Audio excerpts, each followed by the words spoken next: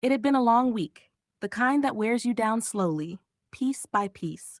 I was exhausted, drained from work and from the tension that had slowly been building at home over the past several months.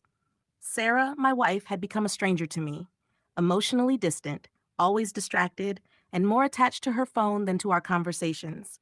I kept telling myself that all couples go through rough patches. I thought maybe we were just going through ours. I tried to fix things. I suggested weekend getaways, planned quiet dinners, bought flowers for no reason.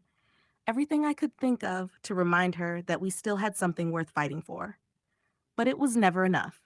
Her smiles were forced, her kisses brief, and her eyes never looked fully at me anymore.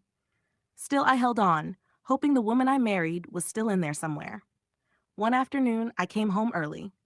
My boss had let us leave after a meeting got canceled, and I thought, foolishly, that I'd surprise Sarah. Maybe we'd finally have time to talk. Maybe she'd be happy to see me for once. I parked outside and noticed an unfamiliar car in the driveway. It didn't register at first. I assumed maybe a friend had come over, someone from her work. I grabbed the coffee I picked up for her and walked toward the door. The moment I stepped inside, something felt wrong. There was laughter, deep, male laughter, coming from the living room. I froze just inside the hallway, yet my mind still trying to catch up with the sound. And then I heard her voice, light, flirtatious, almost unfamiliar in tone.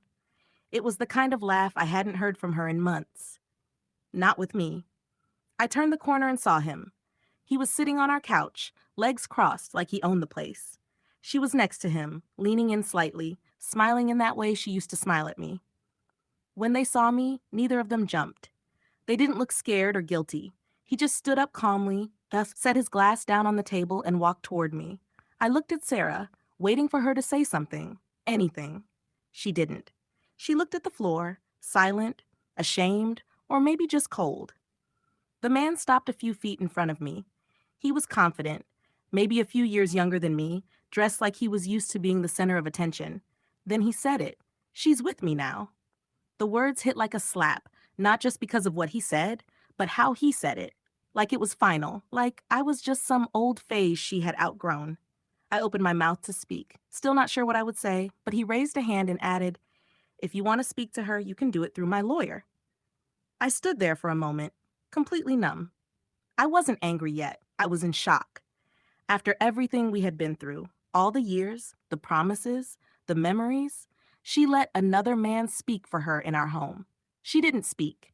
She didn't defend me or herself. That silence said everything. I turned and left without another word. I didn't slam the door. I didn't look back. I got in my car, placed the untouched coffee in the passenger seat, and drove. I don't remember where I went. I just